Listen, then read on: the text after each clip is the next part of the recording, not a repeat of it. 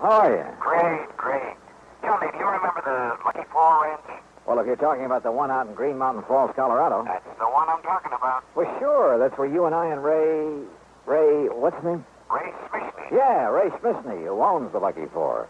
You and he and I investigated the death of that concert pianist. That's right. Also, we had some real fine trout fishing up in 11 Mile Canyon. Do you remember the little private lake up in the mountain back of Ray's ranch? Cherry Lake? Yeah, it's Old Bill Cherry's lake. Only it isn't there anymore. Oh, that's too bad. Old Bill isn't around anymore either. Well, what's happened to him? According to all the information, he was killed when the dam broke and sent his farmhouse crashing down into the valley below. Oh, gee, that's too bad. I have the claim for his insurance right here on my desk. I'll send a copy of the policy to you there at the Lucky Four. Hey, wait a minute. Is something wrong, Earl? That's what I want you to find out. What makes you think something's wrong? A phone call I just got from Ray Smithney said he's found a couple of things that make him think the breaching of that dam was no accident. Okay, Earl. I'll grab the first plane I can.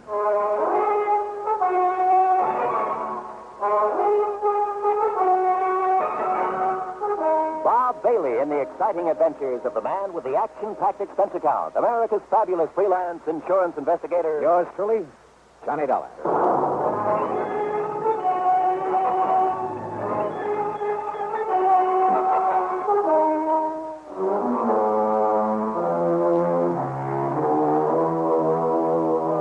Expense account submitted by Special Investigator Johnny Dollar to the Tri-State Life and Casualty Insurance Company. Attention, Earl Foreman.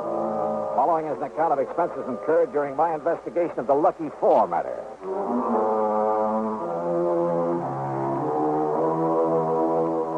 Expense account item 1, $3.25, phone call to Ray Smithney to tell him I was on my way. Item 2, 8170 air transportation to Colorado Springs. Ray met me at Peterson Field, the municipal airport. Well, glad you could make it, Johnny. Yeah, good to see you again, Ray. How are things with the Lucky Four? Oh, just fine. Our best season ever. Here, we'll shove your bags in the back seat. Okay, good. Go ahead now, hop in. Yeah, sure. All right. Now, what's this about your thinking old Bill Cherry's death was no accident? Johnny, I'd better give you the whole story. You remember Cherry Lake, don't you? Sure.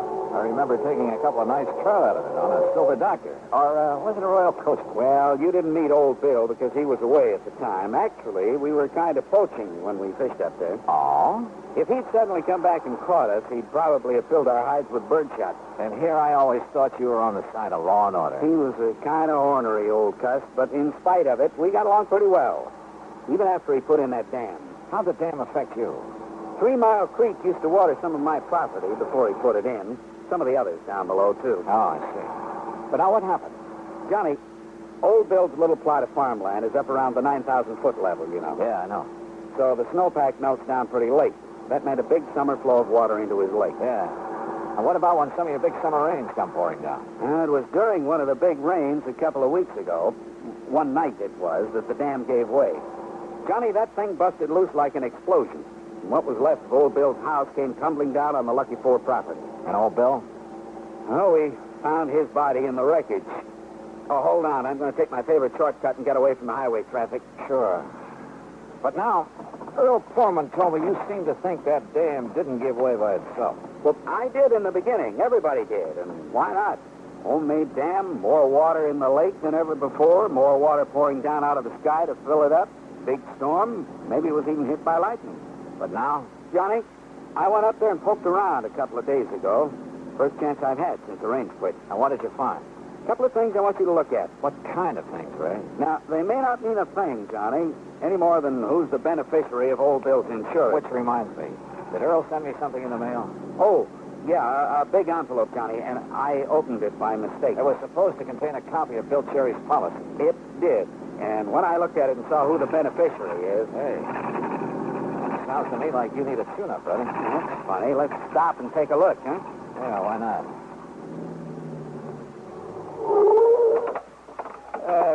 You say that when you saw who the beneficiary is... Oh, a worthless nephew of Bill's who hangs around the pool rooms in Colorado Springs. He's been in a couple of scrapes with the law. Oh, here. Let me see if I can open this hook. There. Maybe the catch is stuck. I got it. Here now. Well, Anyhow, I've always felt this Tommy Walker wouldn't stop short of murder if he thought it. There you are. Oh, good. And... Holy... Ray, Hey, look at all those crazy wires. No wonder she was missing. you didn't put that wiring in there? Are you kidding? Ray, come on, hit the deck. Huh? Come on the side of the road, back of this rock. What's the matter? All right, get down fast. What's got into you, Johnny? And look. No, you look. Johnny. Holy smoke. Yeah, you look. Well, that was some kind of a bomb wired up in there. Yeah, by somebody who meant business. Johnny. By somebody who must have seen you poking around up near Old Bill's dam. You mean... Who must have found out you'd sent for me. What'd you say the name of Old Bill's nephew is? Act 2 of yours truly, Johnny Dollar, in a moment. Many of us on the job are clock watchers and time clock punchers just waiting for time to quit. When is it really time to quit? The man with a set day of work has a schedule to adhere to, but the fighting man quits only when the job is done, and to him, capture by the enemy does not mean the end, but perhaps only the beginning of the most important part of his job. One of the points of the Code of Conduct for the American fighting man says, quote, "If I am captured, I will continue to resist by all means available. I will make every effort to escape and aid others to escape. I will accept neither parole nor special favors from the enemy." Unquote. The strong ideals set forth there are the same ideals that gave great determination to one young officer of the United States Navy. Half an hour after Lieutenant Edward V.M. Isaac's ship was sunk by 3 torpedoes in the Atlantic Ocean in May 1918 at the height of World War I, he was taken prisoner by the commander of the German submarine U-90. During the U-boat's trip back to Germany, Lieutenant Isaac learned a great deal of vital secret information about U-boat movements. Determined to make this information available to the United States and Allied naval authorities, Lieutenant Isaac, while on his way to a prisoner of war camp, risked his life by jumping through the window of a rapidly moving train. Severely injured by his fall, he was again captured. Months later, aided by several American Army officers who short-circuited the prison lighting system, Lieutenant Isaac escaped through barbed wire fences and amid heavy rifle fire from the guards. After 7 days and nights of rugged travel over the mountains, and with only raw vegetables for food, he swam the swift current of the Rhine River right under the noses of the enemy sentries. Evading many enemy soldiers, he reached the American legation in Bern, Switzerland, and completed his self-assigned mission. For risking his life many times above and beyond the call of duty, Lieutenant Edward Isaac was awarded the Medal of Honor. His personal code of conduct had made him realize that war doesn't end with confinement as a prisoner of war. That is when the real responsibility may begin. And now, Act 2 of yours truly, Johnny Dollar, and the Lucky 4 matter. It was the driver of a big interstate moving van that came to our rescue after Ray's car blew up. He'd seen the explosion from the highway, seen one of the fenders flying through the air. Yeah, somehow those big truckers are always around to give you a hand. He drove us into Colorado Springs. Item 3, $50, deposit on a rental car, and we headed east on Highway 24 to Green Mountain Falls. The Lucky 4 is on a level spot on the side of a mountain, about half a mile up from the highway. 6 or 8 nice modern cottages share a beautiful view of Pikes and several other high peaks that surround colorful Ute paths.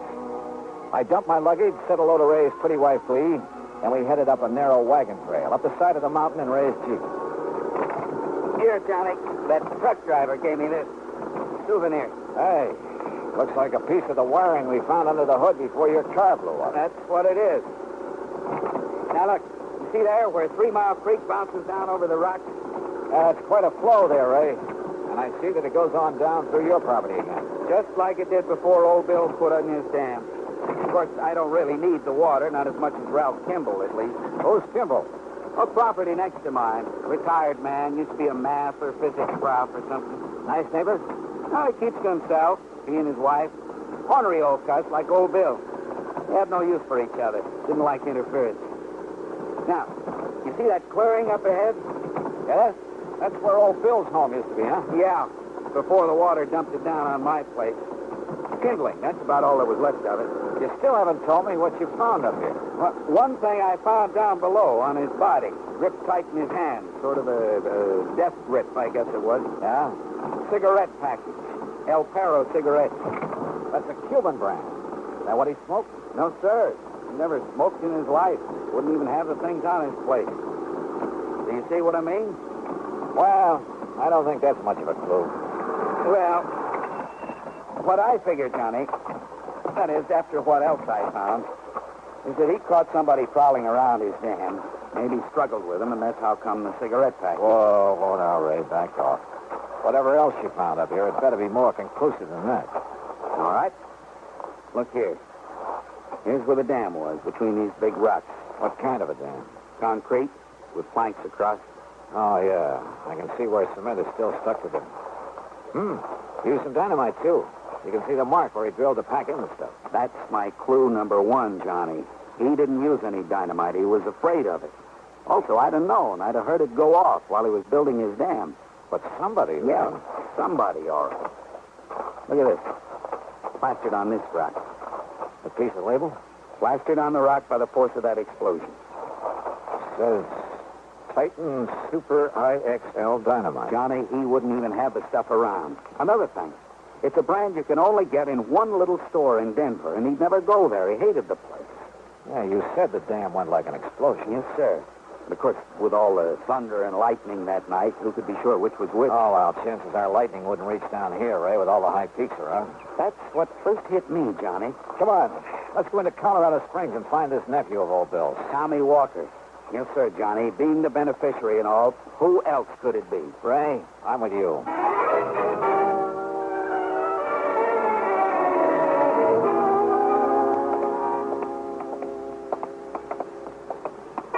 Doesn't look to me like there'd be any cheap pool halls in this part of town. No. But up ahead's the Ace High radio shop. That's where Tommy was working, last I heard. Oh? Can you think of anything better to tie in with the way that infernal machine was wired into the hood of your car? Holy smoke, Johnny, you're right. But, well, what I don't understand is how come it didn't go off the second I turned on the ignition? May I help you, gentlemen? Some kind of timing device. I think whoever said it wanted to get me, too. Yes, sir, gentlemen. That means he knew you'd be in the car with me on the way back from the airport. That's right. Gentlemen? Oh, we're looking for Tommy Walker. Oh, don't mention that, no good. Then I take it he isn't here. Oh, 2 days he lasted. If you ask me, it was 2 days too long. Well, you had trouble with him, mister? Oh, no trouble. No, nothing. That was the trouble. Answered my ad in the paper, said he knew all about radios and electronics. He could fix anything. Well? That dumb, lazy lout. He didn't know anything. He didn't do anything. He didn't know the difference between a fuse and a vacuum tube. Never even heard of a transistor, much less know what a circuit was. Yeah, well... All he knew about a radio was how to turn the knobs. Oh, and the music that guy would tune. Well... Now, me, I like the guy. Well, now, look, And that boy was so dumb he couldn't even attach the wires to a plug properly. You sure that... All he wanted was a place where he could sit around smoking those smelly Cuban cigarettes and listening to trashy music. Cuban cigarettes, Johnny. That pack I found. Yeah. Mister, In my life. as long as I'm here, I wonder if you could sell me a hunk of wire like this piece. Certainly, sir. Oh, this? No, I have nothing like that. I see. And you're sure Tommy didn't know anything about electricity? Oh, of course I'm sure. Look, when I told him once to open up the back of a telephone... Come on, Ray. The darn fool, he would have electrocuted himself if I hadn't been there. Gentlemen. Johnny, if he's telling the truth... He is, Ray. Come on, we're going back to the ranch. Well, but why, Johnny? It's worked before, and I hope and pray it'll work again. Ray, I'm going to play a hunch.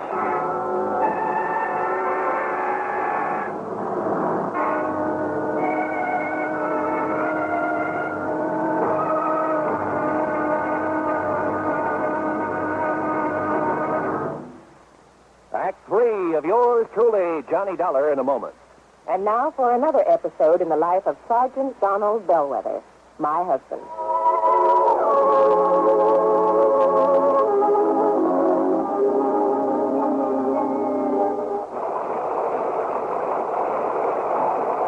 Donald, it's sure pouring, isn't it? Can you see all right? Oh, yeah, I can see. Those windshield wipers are operating with mechanical perfection. You notice there are no more streaks either since I put on the new rubber blades. You know, I think every driver should have his windshield wipers in good order. It's much safer. It would be much safer if everyone would slow down during wet weather like my husband is doing right now. Just being cautious, Reba. We don't want an accident in this We downpour. don't want an accident any time. Yeah, that's for sure. Well, the experts say that accidents just don't happen. Something causes accidents, and that cause can be prevented. By the way, dear, in what kind of weather do you think most accidents occur? Oh, I'd say in rain or snowy weather or slippery weather when visibility is impaired. That's the wrong answer, dear. Wrong. Hey, are you serious? Statistics show that 8 out of 10 accidents occur when the weather is clear or with a cloudy overcast. Are you positive? I wonder why. But, here's our house bill. Oh, yeah. Now, you sit right here, Reba. I'll get out with the umbrella, and then I'll come around and open your door. All right, honey. I wonder why. Wonder why what? Why 8 out of 10 accidents happen in clear weather? Oh, well, I don't know for sure, Sergeant. But I do know that you drove very carefully tonight in the rain. Thanks. Now, if everyone drove as carefully during clear, dry weather, there'd be less accidents, I'm sure. Hey, that must be it. People automatically get cautious in the rain and snow. Too bad they don't stay that way in good weather. You will, won't you? I mean, drive safely in good weather, too? I promise. Oh, that's my Donald. That's my doll.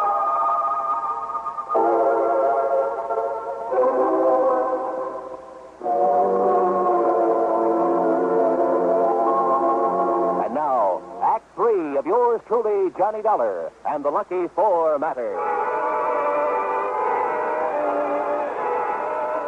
Back at the Lucky Four, Ray's wife, Glee, made us a couple of sandwiches and some coffee. We'd kind of forgotten about lunch. But I looked over the insurance policy that Earl Pullman had sent on to me. Yeah, Tommy Walker was the only beneficiary. But, and this was the important part, he was due to receive the munificent sum of $1,000. And that's all. That's all? You mean he'd kill his uncle for $1,000? I don't think so, Glee. Well, and yet, if Tommy is the only one to benefit... Listen, Ray. You told me right off the bat you hadn't liked the idea of old Bill putting that dam up there. Johnny. Johnny, no. That is... None of us liked it. What do you mean by us? Well, none of us. The Kimballs and us. Only because it kept the creek from coming down here. He made a diversion when he put in that dam. But after I put in the pumps, we've had plenty of water. And I'd have had to put in the pumps anyway. You ever use dynamite around here, Ray? Sure, most everybody does one time or another. In this whole section, use it to clear the land. Johnny, that Listen, Johnny, I don't know what you're driving at. Most everybody does, huh? Yes. Have you ever used that particular brand? Titan Super IXL? No, sir, never in my life. But you knew where to get it. Everybody does, Johnny. Johnny, please. Everybody, huh? Yes. Including Ralph Kimball next door? Mr. Kimball? Huh? Yeah. Maybe I'd better go over and talk to him, huh? They're not at home. We went to Denver this morning early, but Johnny... How do you know? She told me they were going. She dropped in last night, and she told me, and I said Ray was going, too, to meet... Johnny, look. She drop in here very often? Well, only since the dam broke, and... Well, they weren't too friendly before, but now... Well, Physics professor, huh? Electronics. Good Lord, Johnny. I'm going over and take a look around. Oh, dear. I'll go with you, Johnny. Ray had minimized the problem he'd had when the dam was put in. Maybe his next-door neighbor hadn't. Kimball had kept to himself, Ray said. It was very much like old Bill Cherry, an ornery sort of cuss who didn't like interference. And old Bill's dam had certainly interfered with Kimball's water supply. We started our search in the workshed back at Kimball's house. Here it is, Johnny. Take a look. Titan Super IXL. Look here, Ray. This rock drill the same size as the one used up on the dam? Sure is, Johnny. And if we can find some of it. Yeah, this is it, all right. Same kind of wire that was on the bomb under the hood of my car. Pretty good evidence, if you ask me. And here. El Perro, the same brand as the cigarette package you found clutched in old Bill's hand. But listen, Johnny. Yeah? This is only what you'd call circumstantial evidence. But if there's enough of it. Listen, Yeah? maybe you underplayed it. Maybe you were pretty sore about that dam. Well, of course I was. And so was Kimball. Well, he threatened to sue, Johnny. He threatened a lot of things, but that doesn't... All right. Call that the motive. Now, this evidence, this rock drill. But a lot of people use them, maybe even this same size. And this wire, The same kind used to hook up that bomb. But most anybody could get wire like that. I think. The point is, he has it.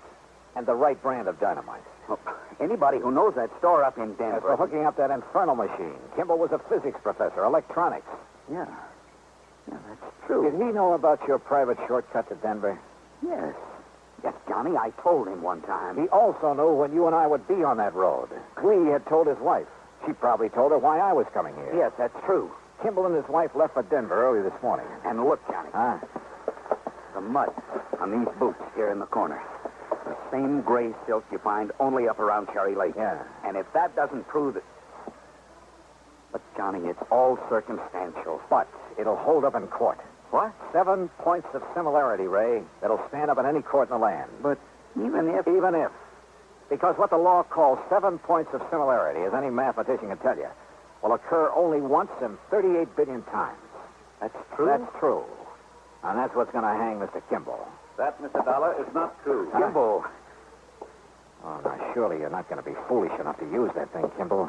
You've left me no alternatives now that you found out. Now look, Mr. Kimball. All right, Bizney. Dollar, if you want to do any praying, do it fast. What? Yes, Mildred? Ray's wife. Ray's wife. Yes, she's coming over here with a shotgun. Shotgun, eh? Well, she's too late. Oh, no, she isn't. Stay right where you are, Mrs. Kimball. Move it and help me. I'll pull it. Stand right where That you was are. too close, Johnny. Yeah. 1 minute. Shall we join the ladies?